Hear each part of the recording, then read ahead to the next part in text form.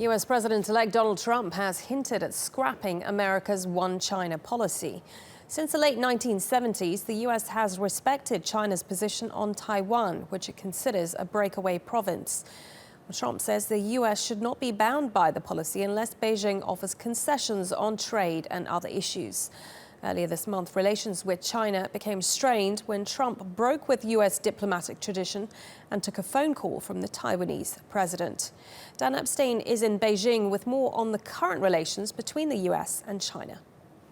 Well, it would seem as if Trump is making use of what could be a sore point of China's foreign policy, and that is adherence to the One China policy. It is so core to China.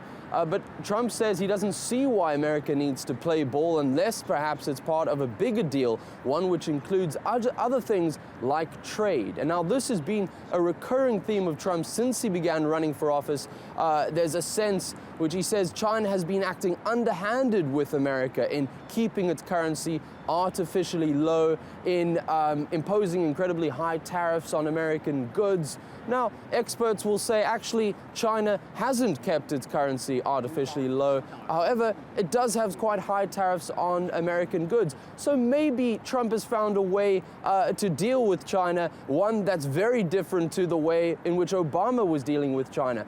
But some people say there is also a very high risk that this could just lead to or increase the risks of military flare-ups when it comes to the South China Sea and sovereignty in the South China Sea. Now, right now, we're just talking about a phone call and some comments. If, however, the provocations increase to perhaps hosting Taiwanese officials, then this will become a much bigger deal, one which China will have to speak out against quite firmly.